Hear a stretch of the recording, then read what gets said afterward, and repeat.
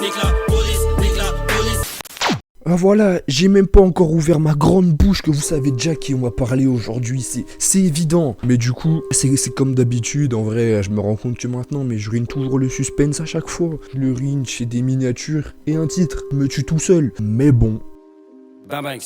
Je suis que des passages, pourquoi des feux rouges, pourquoi des dodanes, la vie à Zidane. La vie de Zidane, la vie de Boyka, la vie de Boyka, la vie de Zidane. Si le quartier de Sevran en Seine-Saint-Denis est aussi connu aujourd'hui, c'est bien sûr grâce à Zango le Dozo. Mais pas que. Plus récemment, une des figures de proue de ce quartier, somme toute sympathique, est un groupe formé de 2 Congolais, un Camerounais et un Martiniquais. C'est à la jonction des bâtiments 1 et 3 qu'est né le groupe 13 blocs, composé de The Four, Stavo, Z et Old P.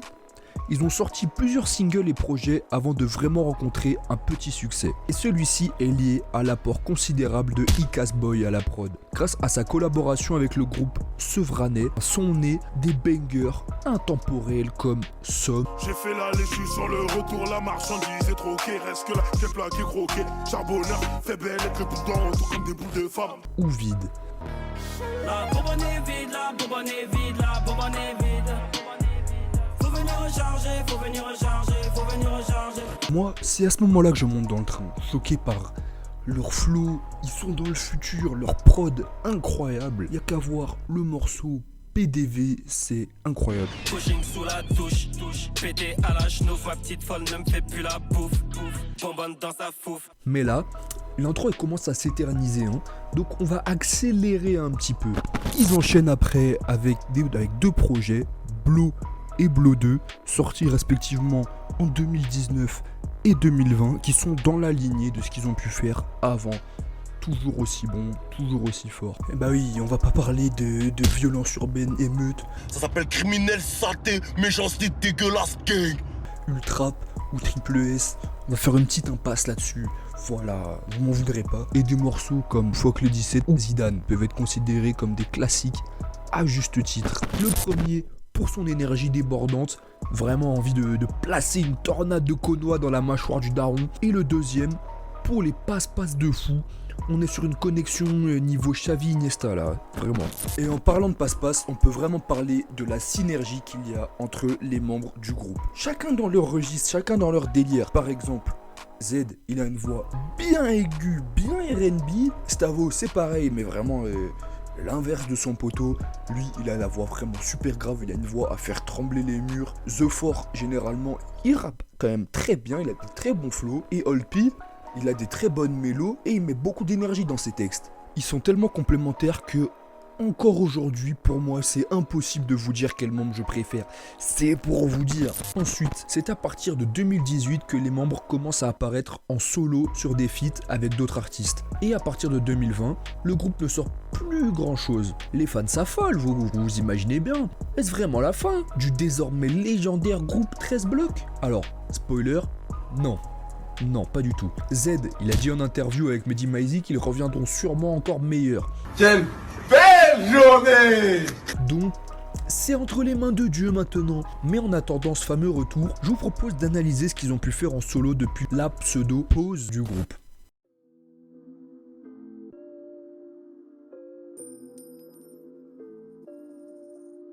Commençons par celui avec qui ça va être le plus long, The Four. En effet, ce fou charbonneur a sorti le nombre impensable de non pas 30, mais 8 singles en 3 ans, dont 6 feats. Blague à part, il a dormi de fou, hein. Je sais pas si c'est son label qui l'a bloqué ou juste lui qui voulait rien sortir, mais le fait est là et sa discographie bien vide. Le frigo résonne. Cela dit, ses apparitions en feat restent intéressantes, avec des flows saccadés et une autotune bien gérée.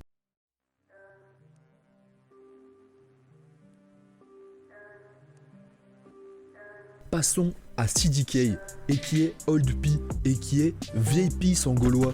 Pour lui, il y a déjà un petit peu plus de trucs à dire. On le connaissait comme son compère pour ses mélodies autotunées et ses flows saccadés et incisifs, mais accessoirement aussi pour sa dégaine de rappeur américain sorti tout droit des ghettos les plus sombres de Chicago.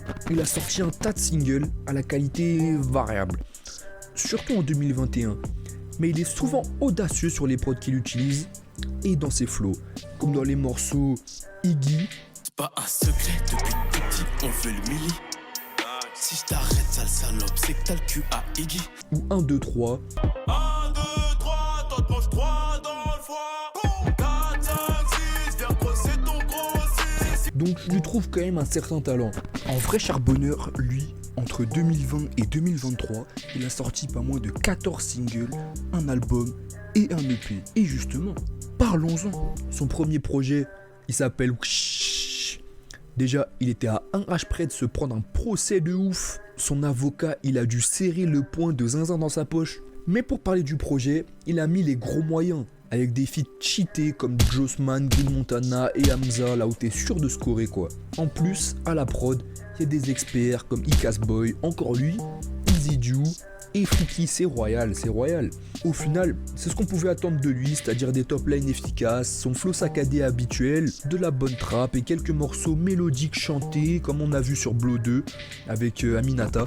Bon, en gros, très bon album, mais peut-être un peu trop classique, surtout au niveau des thèmes. C'est bien de me parler de la rue, c'est bien de me parler de Bicrave, et bravo, mais si tu pouvais me le dire d'une manière un petit peu plus originale, ou je sais pas, mais y mettre un petit peu de piment, tu vois ce que je veux dire, Et l'album d'après, SDK, ça dit quoi? C'est un peu pareil, hein, c'est bien, hein, mais un peu trop répétitif. Des fois on restait 3-4 ans sans eau chaude. Maintenant, je pense qu'on peut bien attendre un léger renouvellement dans les tons ou les flows.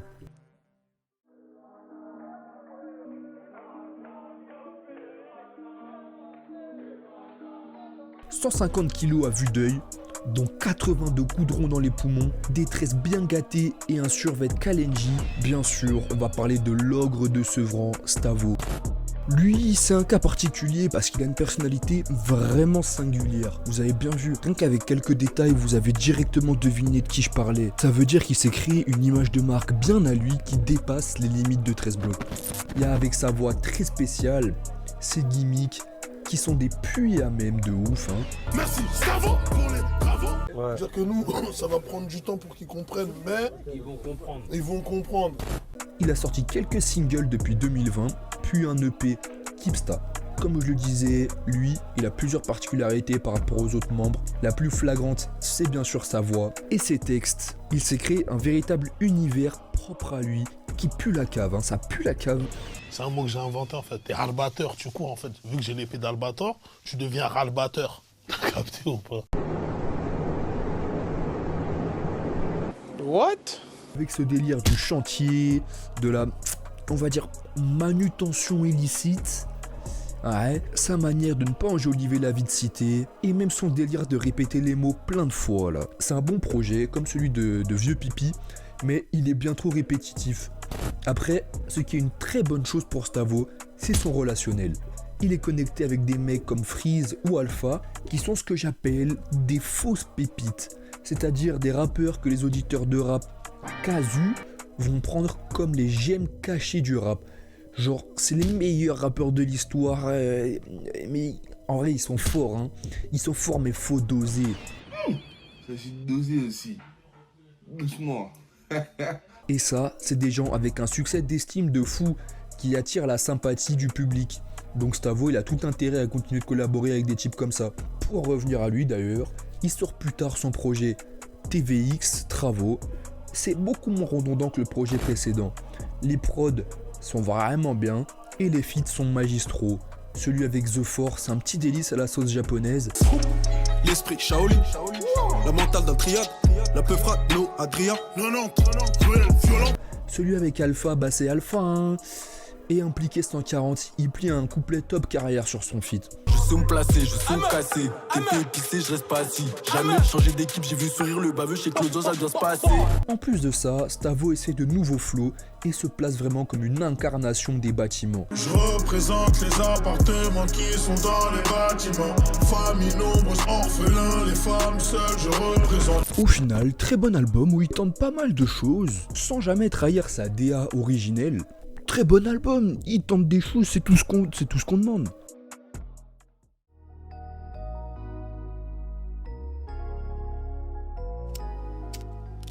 Une taille facile à vanner, mais ce que je ne ferai pas, parce qu'il est peut-être en ce moment même dans mon salon avec mon daron, vous avez capté, on va parler de Z.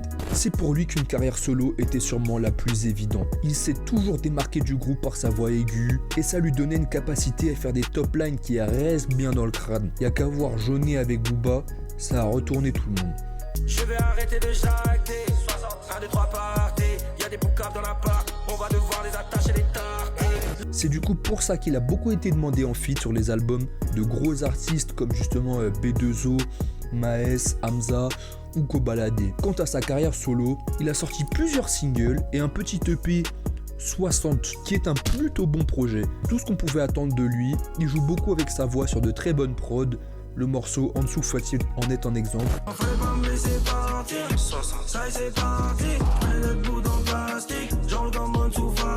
Et cette belle voix lui permet de faire des morceaux plutôt posés, comme Joli, top carrière ça, qui me donne envie de l'écouter au volant d'une Maybach de nuit sur la route 66, incroyable. Il reste quand même proche de la trappe, mais en gardant un côté très mélodique. Ça se rapproche un peu de ce que peut faire Gunna aux USA. Par contre, Zidane 2, bien sûr, ça marche moins bien à deux qu'avec tout le groupe. Et là, transition toute trouvée.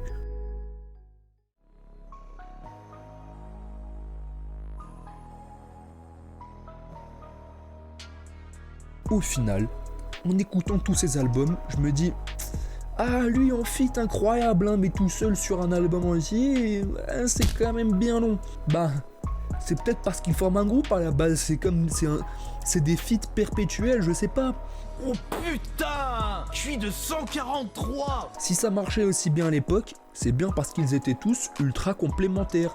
Il y avait le lien vert entre tous les membres. C'est les 4 ensemble qui faisaient que 13 blocs c'était si bien. Là, chacun dans leur coin...